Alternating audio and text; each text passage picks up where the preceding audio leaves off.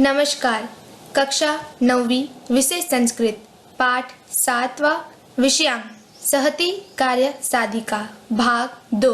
जिस प्रकार हमने सहति कार्य साधिका का भाग 1 का अध्ययन किया उसी प्रकार आगे का हम भाग 2 में देखेंगे।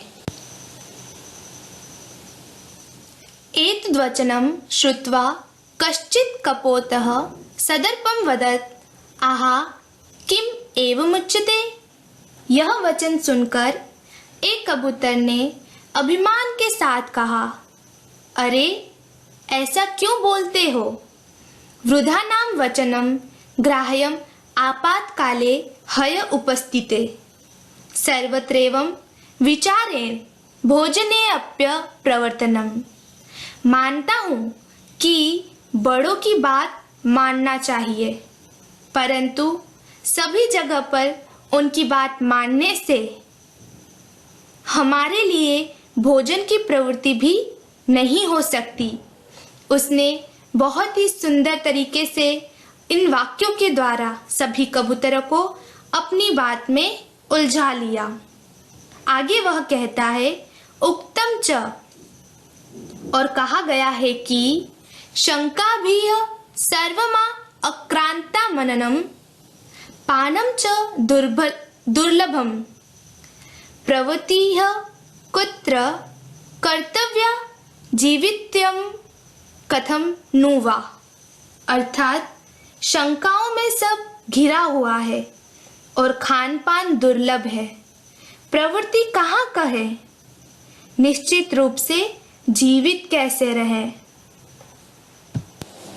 तस्य तद्वचनं श्रुत्वा सर्वे कपोता तत्र जाले उपाविनश।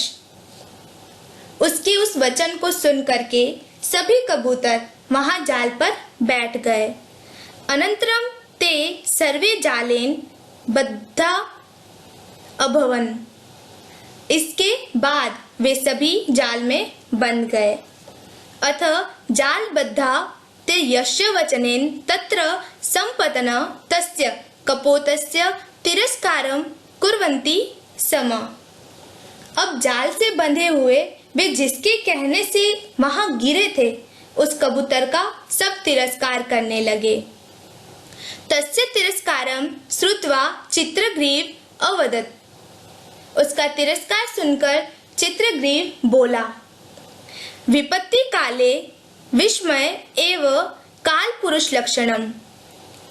विपत्ति के समय विस्मय ही कायर पुरुष का लक्षण है। तदत्र धैर्यमवलंब्य इदानीमेवं क्रियात्मक। इसीलिए यहाँ धैर्य धारण करके इस समय ऐसा करो। सर्वे एक चित्य भूमि जाल मायदाय उड़ियातम। सभी एक मन वाले हो करके जाल लेकर उड़ो। अर्थात हम सभी एक साथ जुटकर इस जाल को उड़ा ले जाते हैं। यतः क्योंकि अल्पनापी वस्तु नाम सहति कार्य साधिका तृणे गुणात्म मापन्नेह बध्यन्ते मत ददन्तीह। छोटी छोटी वस्तुओं का संगठन भी कार्य सिद्ध करने वाला होता है। छोटे छोटे तिनकों से बनी हुई रस्सी से मतवाले हाथियों को बांधा जा सकता है। कबूतरों के राजा चित्रग्रीव ने जो बात कही उसको दर्शाते कुछ उदाहरण, जैसे कि हम सब ने सुना होगा, बूंद बूंद से सागर बनता है। हम सभी जानते हैं सागर बनाने के लिए बहुत सारा पानी चाहिए। अब वो बहुत सारा पानी एक साथ तो नहीं आता, वह बूंद बूंद गिरकर वहां पर जमा होता है और फिर सागर बनता है। और उस सागर को अगर फिर से बूंदों में विभाजित किया जाए तो वो सागर नहीं कहलाता। उसी प्रकार दूसरा उदाहरण है मोतियों का। जब ये मोतियां जो है वो अलग अलग बिखरी हुई होती हैं तो वो महज एक मोती होता है, मगर जब उन्हें एक धागों में पिरोकर एक साथ एक समूह में बनाया जाए तब वह एक माला का आकार बना लेता है, जो अपनी सुंदरता को और भी ज्यादा विकसित करता है। इति विचिन्त्य सर्वे कपोताः जालमादाय उत्पतिताः। ऐसा विचार करके सभी कबूतर जाल लेकर उड़ गए। ततः सव्याधः तान् जालापहारकान् अवलोक्य पश्चात धावति। इसके बाद वह शिकारी जाल को लेकर जाने वाले कबूतरों को देखकर उनके पीछे दौड़ा, परंतु तान् सुदूरं गतान् दृष्ट्वा व्याधः प्रतिनिवृत्तिः। परंतु उनको बहुत दूर गए हुए देखकर शिकारी वापस आया। लुब्धकं निवृत्तं दृष्ट्वा चित्रग्रीवः अवदत्। शिकारी को लौटा हुआ देख करके चित्रग्रीव बोला, हिरण्य नामक कस्य मम मित्रस्य मूषकराजस्य समीपे वयं गच्छामः। मेरे मित्र हिरण्यक नामक मूषकराज के पास हम जाते हैं। स अस्मान् बंधनात् मुक्तान् करिष्यति। वह हमको बंधन मुक्त करेगा। ततः ते मूषकराजस्य समीपं समगच्छन्। इसके बाद वे मूषकराज के पास गए।